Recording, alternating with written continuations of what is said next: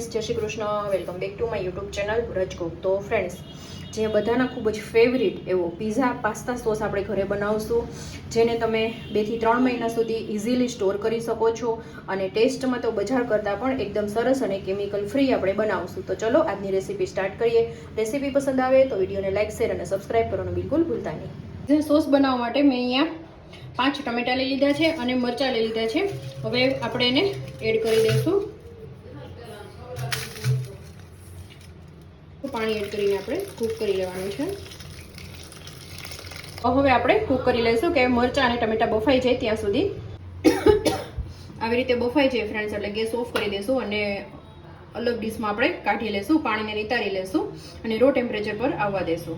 તો જો અહીંયા છે ને આપણે હવે મિક્સી જારમાં લઈને એકદમ સરસ રીતે પેસ્ટ બનાવી લઈશું. ફ્રેન્ડ્સ, એક પેનમાં છે ને મેં તેલ મૂકી દીધું છે, મોટો 1 ચમચો. તમે બટર અથવા તો તેલ કોઈ પણ વસ્તુ લઈ શકો છો. સબ છે પેલા આપણે એડ કરી દઈશું અને લસણ ખાતા હોય તો આની જગ્યાએ તમે લસણ પણ એડ કરી શકો છો. અને હવે જે આપણે પેસ્ટ હતી એડ કરી દઈશું.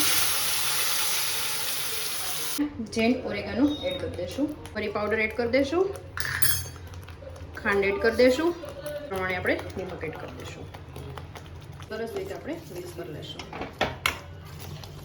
હવે આને આપણે 4 થી 5 મિનિટ માટે કૂક કરી લઈશું મીડિયમ ફ્લેમ ઉપર.